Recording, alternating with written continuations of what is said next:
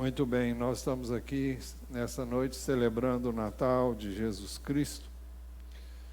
E nestes últimos dias, as ruas estão cheias de gente, gente que vai, gente que vem, gente sem Cristo, gente sem Jesus, gente que faz do Natal um tempo de confraternização apenas, tempo de amigo oculto apenas, tempo de trocar presentes, tempo de trocar mensagens, tempo de ceia, de comes e bebes, tempo de luzes, tempo de Papai Noel, tempo de alegria passageira, tempo de festa vazia, tempo de tristeza para muita gente, tempo de frustração para muitos outros.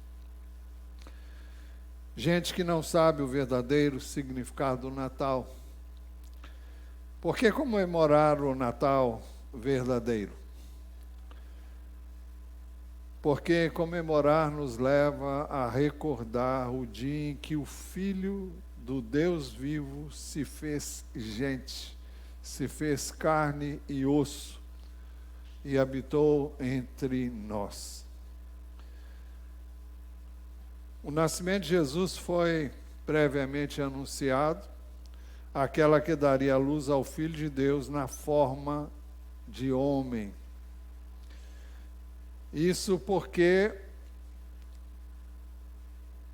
Jesus já existia como Deus Filho, junto com Deus Pai, desde o princípio. O Evangelho de João começa dizendo assim: no princípio era o Verbo, e o Verbo é uma palavra grega que significa, a palavra é logos, que significa verbo mesmo, ou palavra, porque palavra não é outra coisa senão verbo. No princípio era o Verbo, e o Verbo estava com Deus, e o Verbo era Deus. Isso desde o início de tudo que nós podemos imaginar. Ele estava no princípio com Deus. Todas as coisas foram feitas por Ele, e sem Ele nada do que foi feito se fez. A vida estava nele. E ele era a luz dos homens. No momento aprazado por Deus, seu Filho veio ao mundo na forma de homem. Os versos 14 e 15 dizem: o Verbo se fez carne e habitou entre nós, cheio de graça e de verdade, e vimos a sua glória, glória como do unigênito do Pai. João dá testemunho a respeito dele e exclama, é uma referência a João Batista: este é aquele de quem eu dizia, ele vem depois de mim, mas é mais importante do que eu, pois já existia antes de mim. É possível que muita gente não tenha entendido o que João dizia, ou tenha achado que João estivesse delirando, mas era exatamente isso que ele estava dizendo. No Evangelho de Lucas nós temos uma narração pormenorizada dos acontecimentos que marcaram o nascimento de Jesus Cristo. Não é a única narrativa, nós temos uma narrativa um pouco menor em Mateus, capítulos 1 e 2, e temos uma narrativa brevíssima, como a que lemos agora em João, no Evangelho de João, e no Evangelho de Lucas nós temos uma descrição bem pormenorizada, descrita por Lucas. O anjo Gabriel foi ter com Maria, que morava em Nazaré, cidade da Galileia. No 6º mês, o anjo Gabriel foi enviado por Deus a uma cidade da Galileia chamada Nazaré. Não era a cidade natal de Maria, e não foi também a cidade natal de Jesus e nem de José, que veio a se unir com Maria. Maria era então virgem e tinha sido prometida em casamento a um homem, José. Lucas 1:27 diz: a uma virgem que estava comprometida a casar-se com um homem da casa de Davi, cujo nome era José. A virgem se chamava Maria. Esse compromisso é o que nós conhecemos hoje, mas que parece que perdeu o seu sentido, é o que nós chamamos de noivado. E noivado para muitos não existe, assim como namoro no sentido que a gente conheceu no passado, não significa a mesma coisa hoje, mas as pessoas assumiam compromissos e muitas vezes esses compromissos eram feitos em família, eram os pais que casavam seus filhos e quando havia esse noivado, já era um compromisso de, poderíamos dizer, de casamento, mesmo que eles não tivessem coabitado ainda. Mas era um compromisso já seríssimo e que não podia ser, normalmente não podia ser desfeito. Então, o anjo saudou Maria, chamando-a de agraciada, e afirmou que o Senhor estava com ela. Aproximando-se dela, o anjo disse: salve, agraciada, o Senhor está com você. Literalmente, o texto diz: salve, favorecida. É aquilo que eu e você somos diante de Deus, favorecidos. Somos objetos da sua graça. Por isso que também aqui é traduzido: salve, agraciada. Agraciada é aquela que recebe um favor sem merecer, é alvo da bondade de Deus, e assim ela foi favorecida, ela foi agraciada. Maria ficou perplexa pensando no significado dessa saudação. Ela, porém, ao ouvir esta palavra, perturbou-se muito e pôs-se a pensar no que poderia significar esta saudação. O anjo então tranquilizou-a, dizendo-lhe que não temesse, porque ela havia sido abençoada por Deus. O texto diz: mas o anjo lhe disse: não tema, não tenha medo, Maria, porque você foi abençoada por Deus. Mas, literalmente, o texto no grego diz: não tenhas medo, Maria, achaste, pois, favor junto a Deus. Não há o que temer. Você está sendo objeto do favor de Deus. O anjo informou que ela ficaria grávida e daria à luz um filho que deveria ser chamado de Jesus. Você ficará grávida e dará à luz um filho, a quem chamará pelo nome de Jesus. Jesus é a forma grega do nome Josué e significa o Senhor salva. Então, o anjo informou que ela ficaria grávida, que ela daria à luz um filho que deveria ser chamado de Jesus, ou seja, o Senhor salva. E ele seria o Salvador daqueles que viessem a crer nele. Para que isso ocorresse, ele deveria vir como homem, deveria viver como homem, deveria finalmente ir à cruz, receber sobre ele a condenação que pairava sobre nós, até que nós o recebemos como Salvador e Senhor. Mas Jesus seria grande e chamado de Filho do Altíssimo. O texto diz: este será grande e será chamado Filho do Altíssimo. Filho do Deus Altíssimo. O anjo lhe disse mais que Deus lhe daria o trono de Davi, seu pai. Deus, o Senhor, lhe dará o trono de Davi, seu pai. Por que o trono de Davi? Porque havia uma promessa nas Escrituras do Velho Testamento de que isso seria feito, que Deus abençoaria Davi para que foi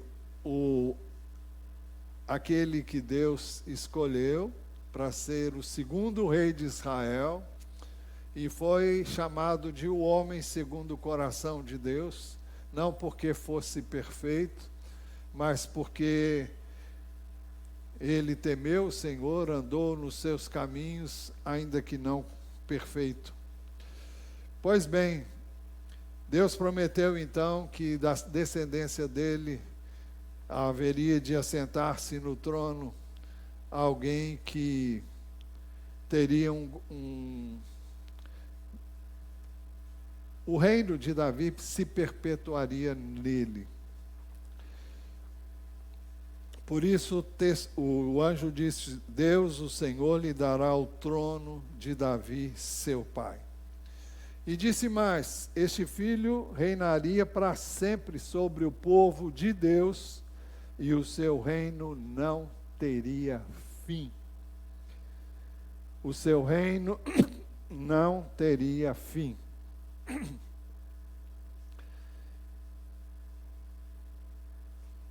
Ele reinará para sempre sobre a casa de Jacó. Todos sabemos que Jacó era o primeiro nome de um dos filhos de Isaac. E depois Deus mudou o seu nome para Israel. Ele reinará para sempre sobre a casa de Jacó, e o seu reinado não terá fim. Como é fácil entender, o anjo não estava falando de um reino como qualquer outro sobre a terra, mas está falando de um reino que não teria fim.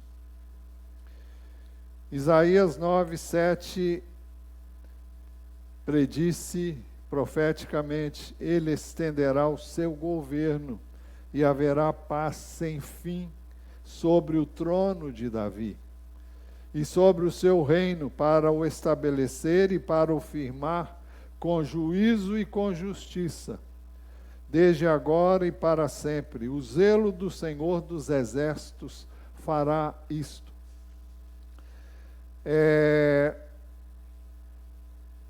Esse reino seria estabelecido primeiramente no coração daquele que viesse a crer em Jesus, conforme o ensino da palavra de Deus, e no Evangelho de Lucas mesmo. Jesus disse que o reino dele não estaria aqui nem ali, mas estaria neles, naqueles que crescem nele. O profeta Daniel também disse assim, capítulo 7, versículos 13 e 14. Eu estava olhando nas minhas visões da noite, e eis que vinha com as nuvens do céu alguém como um filho do homem. Ele se dirigiu ao ancião de dias e o fizeram chegar a ele. O ancião de dias seria a pessoa do Pai, aqui na figura de um ancião de dias. Foi-lhe dado o domínio, a glória e o reino, para que as pessoas de todos os povos, nações e línguas o servissem. O seu domínio é domínio eterno, que não passará, e o seu reino jamais será destruído. Esse é o reino que Jesus veio estabelecer, primeiro no coração e depois será estabelecido na terra. Nós temos detalhes disso no livro de Apocalipse, onde descreve esse momento glorioso em que Jesus vai estabelecer de maneira física o seu reino aqui sobre a terra. Maria então perguntou ao anjo como isso poderia acontecer se ela era virgem.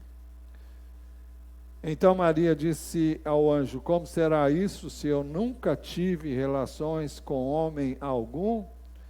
Literalmente, o grego diz: como será isso, visto que homem não conheço?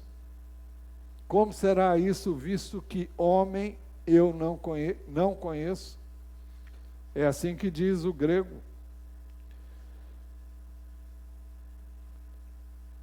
É significativo o fato de que Jesus nasceu de uma virgem. Isso é ponto fundamental para aqueles que creem na palavra de Deus e creem que Jesus foi gerado, como nós vamos ver, de maneira sobrenatural no ventre de uma virgem, como foi Maria. Mas o anjo disse a ela, disse que ela conceberia do Espírito de Deus. Por isso também o seu bebê seria chamado Filho de Deus. O anjo respondeu: o Espírito Santo virá sobre você e o poder do Altíssimo a envolverá com a sua sombra. Por isso também o ente santo que há de nascer será chamado Filho de Deus. Também observei no grego que diz: o que nascerá santo será chamado Filho de Deus. E é de uma importância muito grande a forma como isso é dito no original. O que nascerá santo. Jesus veio sem pecado. Jesus nasceu sem pecado, porque ele foi gerado pelo Deus Altíssimo no ventre de uma virgem. A semente que deu origem a Jesus na condição de homem era a semente de Deus, e não uma semente de homem e este pecador. Pois bem, o anjo fez com que Maria também soubesse que ele disse: diz que Isabel, parenta de Maria, também teria um filho, apesar de idosa. Isabel, sua parenta, igualmente está grávida, apesar da sua idade avançada, sendo este já o 6º mês de gestação para aquela que diziam ser estéril. Tanto Isabel como Zacarias, seu marido, eram bastante idosos, não havia a mínima possibilidade deles virem a ter um filho gerado de forma natural. Por isso que o texto diz que para com Deus não há... nós vamos ver isso ainda. Versículo 37, isso aconteceria porque para Deus nada é impossível. Porque para Deus não há nada impossível, o anjo disse. Bom, nós poderíamos entrar aqui no nascimento de João Batista, de quem Isabel estava grávida, mas não vamos entrar, não é o nosso objetivo. Mas vamos continuar. O texto diz que Maria se dispôs como serva a ver em si cumpridas estas palavras que ela acabara de ouvir. Então Maria disse: aqui está a serva do Senhor, que aconteça comigo conforme a sua palavra. Então ela se colocou para ser um instrumento nas mãos de Deus, para que o seu desígnio e propósito se cumprisse na vida dela. O texto diz também que o anjo então a deixou, então o anjo foi embora, nessa versão, que é a NA. Mas queremos narrar também o nascimento de Jesus, que aconteceu de forma constrangedora para um mundo consumista e materialista como é o nosso. Pouco antes de Jesus nascer, César Augusto, imperador romano, ordenou um recenseamento em todo o Império Romano. Naqueles dias foi publicado um decreto de César Augusto convocando toda a população do império para recensear-se. O primeiro recenseamento foi feito quando Quirino era governador da Síria. Essas datas são comprovadas historicamente e não há o que contestar, e aqui está dizendo exatamente a época em que isso aconteceu. Para que esse recenseamento pudesse ser realizado, não havia recenseadores como temos hoje, onde estes vão à casa das pessoas a quem eles querem recensear, mas cada um deveria sair da sua casa e ir para a cidade onde havia nascido. E ali então, essa pessoa seria objeto deste recenseamento. Todos iam alistar-se, cada um à sua própria cidade. Lucas 2, 3. E isso não aconteceu por acaso. Nós vimos inicialmente que Maria morava em Nazaré, assim como também José, mas ambos eram de Belém. E pelas profecias bíblicas, Jesus deveria nascer em Belém da Judéia, e não na Galiléia. Então, era importante que Jesus nascesse em Belém. E para que isso acontecesse, Maria e José tinham que sair da onde estavam morando e dirigir-se à cidade de Belém. Então, José e Maria foram alistar-se em Belém por terem nascido lá. José também saiu da Galiléia, da cidade de Nazaré, e foi para a Judéia, até a cidade de Davi. Lembra que a promessa do Velho Testamento dizia a respeito a Davi. Davi nasceu também em Belém. E o seu descendente deveria ser de lá, para se cumprirem as Escrituras. José também saiu da Galiléia, da cidade de Nazaré, e foi para a Judéia, até a cidade de Davi, chamada Belém, por ser ele da casa e família de Davi, a fim de alistar-se com Maria, sua esposa, que estava grávida. Eu vou explicar melhor essa questão de sua esposa. Mas antes, vamos ver a questão de Belém.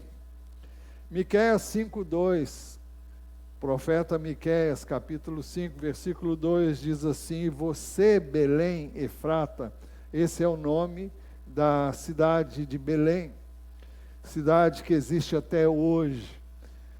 E quando nós estivemos lá há alguns anos atrás, nós não pudemos chegar até Belém, porque era uma zona de conflito entre judeus e palestinos, e essa região hoje é ocupada pelos palestinos.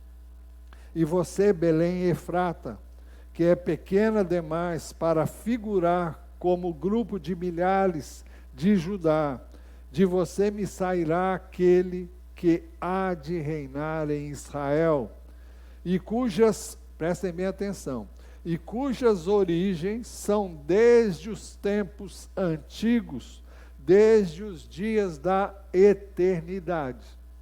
Miqueias profetizou que aquele que haveria de reinar, esse reino que foi prometido, um reino que não tem fim, aqui fala das suas origens, e cujas origens são desde os tempos antigos, desde os dias da eternidade.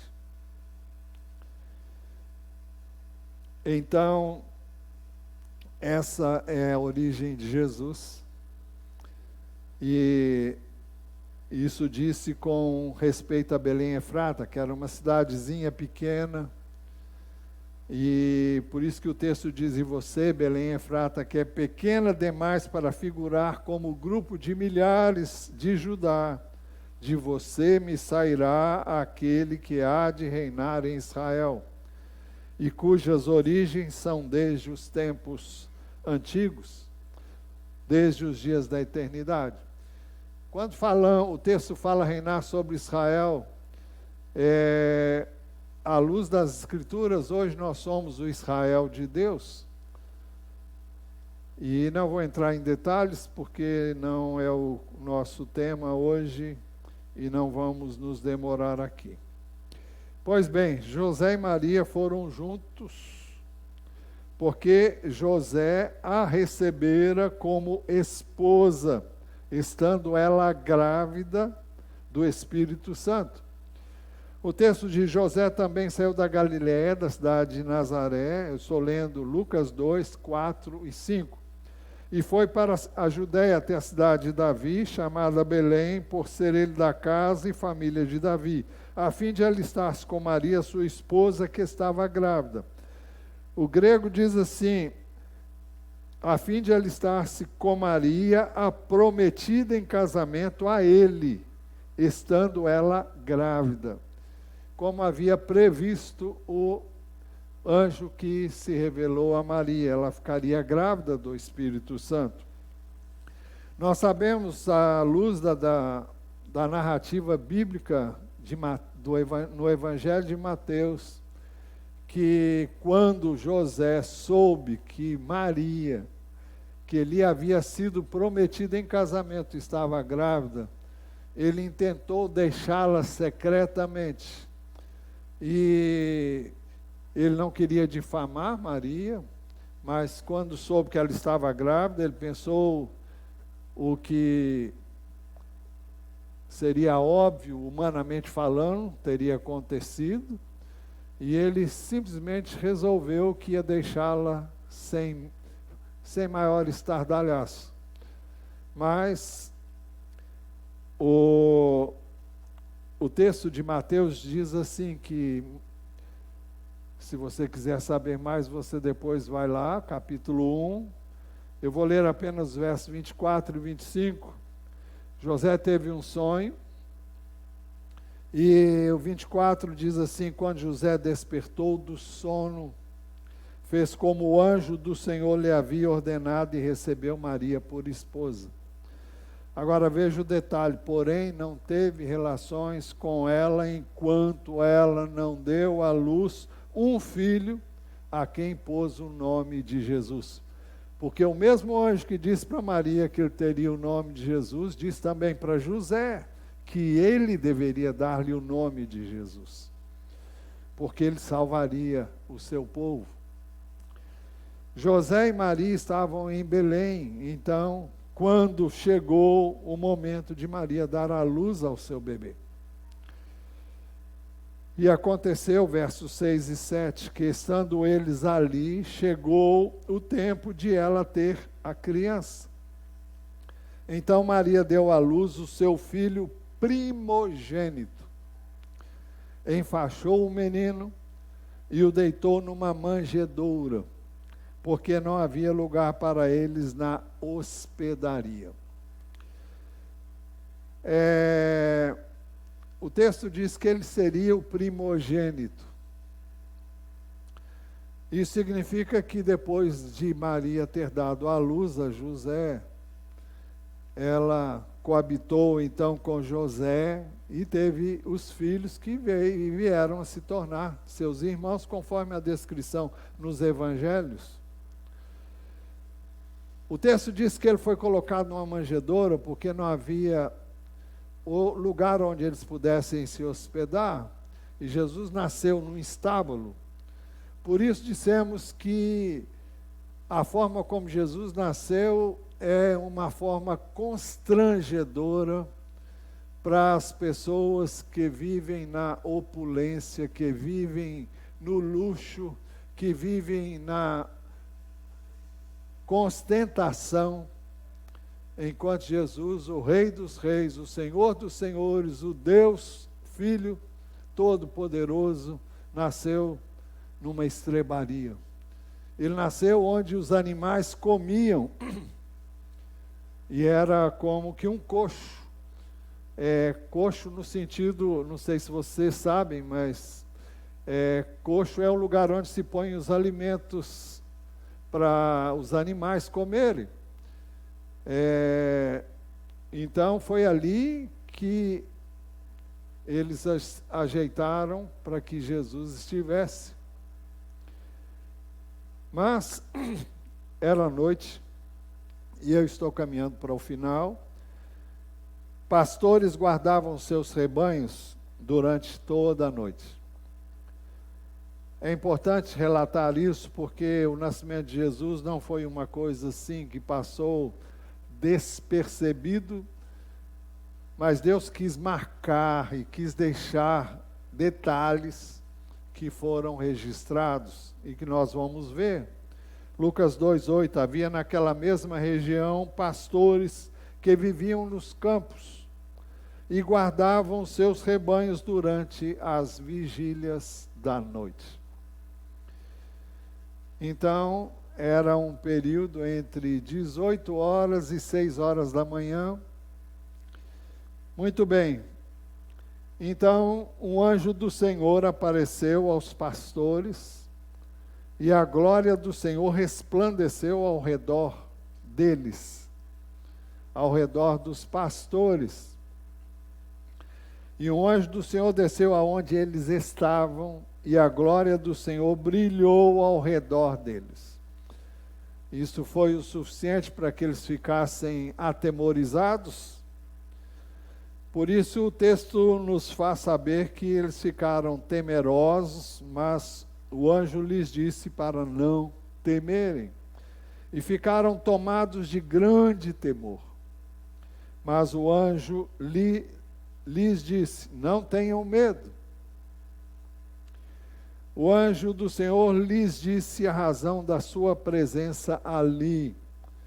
Estou lhes trazendo boas novas de grande alegria que são para todo o povo. Hoje, na cidade de Davi, lhes nasceu o Salvador, que é Cristo o Senhor.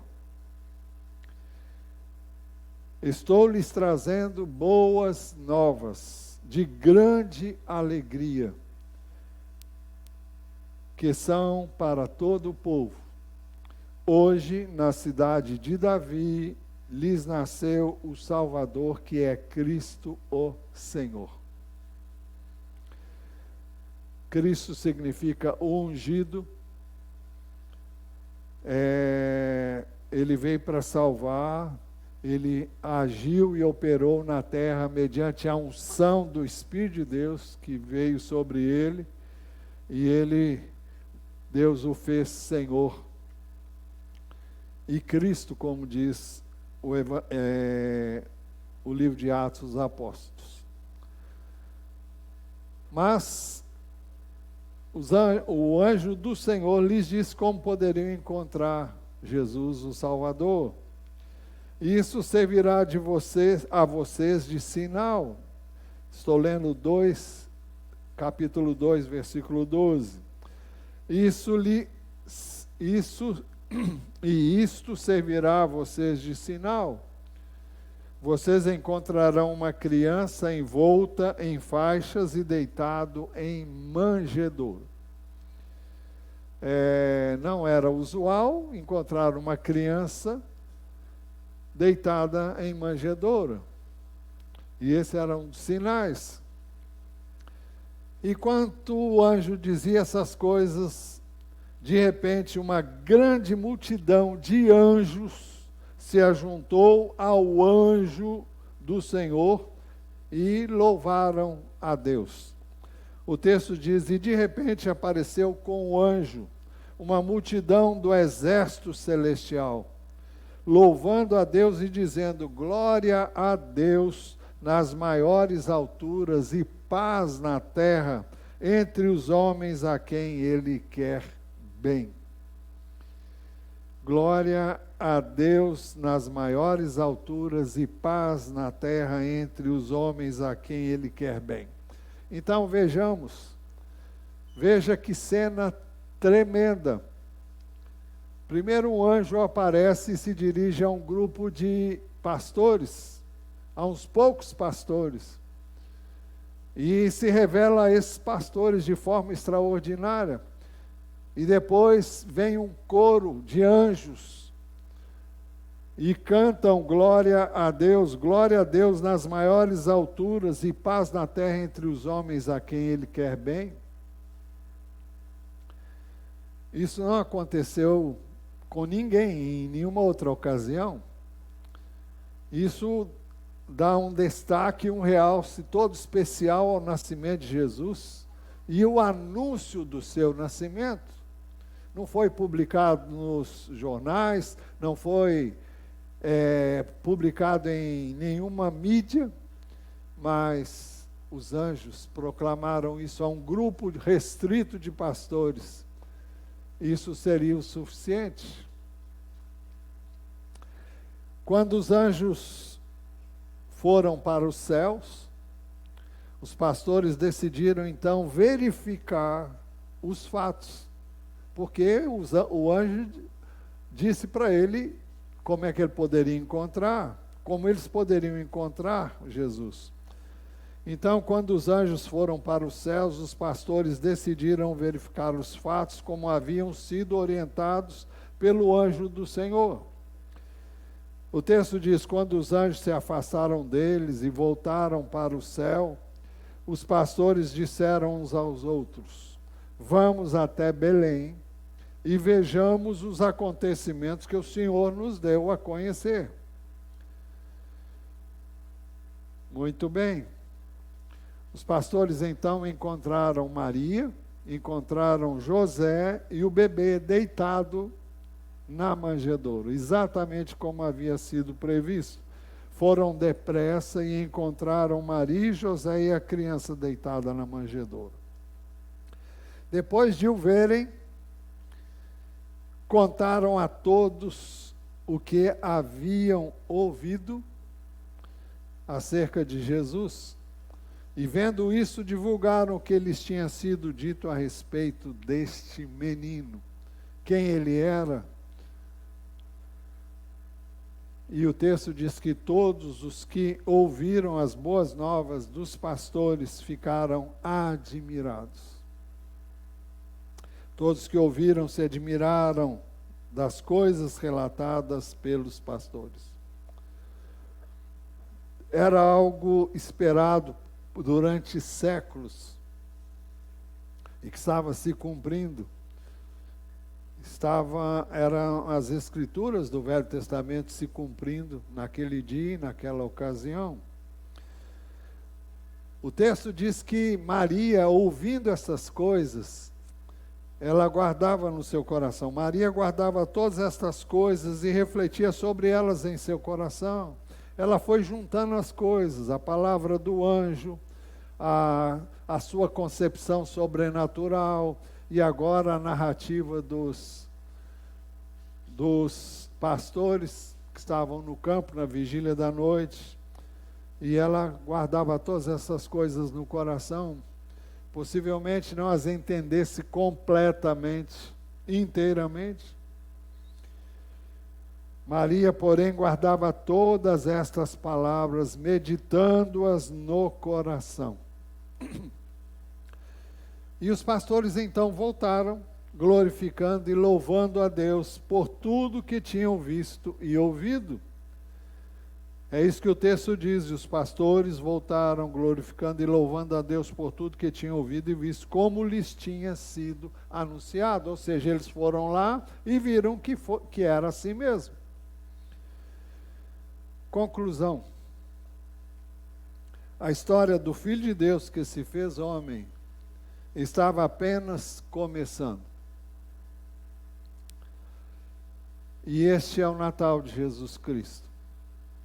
Muito diferente de tudo que nós temos vivido hoje, onde N coisas tentam ocupar e ofuscar a glória de Deus na pessoa de Jesus. Jesus pouco aparece no Natal do mundo. Inventaram um tal de Papai Noel com o propósito de roubar a glória de Deus, como se isso pudesse ser feito. Mas nós estamos aqui para celebrar o verdadeiro Natal de Jesus. Estamos aqui para lembrar esses fatos, para narrar esses fatos, para pensar nestes fatos. Alguém pode perguntar, foi no dia 25 de dezembro que Jesus nasceu? Eu não tenho a mínima ideia. E não há como dizer quando exatamente aconteceu, mas nós comemoramos, nós relembramos os acontecimentos que são narrados na Bíblia. E é por isso que celebramos o Natal. Não importa quando foi, não importa que dia da semana era, não importa o mês, o que importa é que podemos celebrar. Existe uma data que nós celebramos, que nós separamos para relembrar esse acontecimento.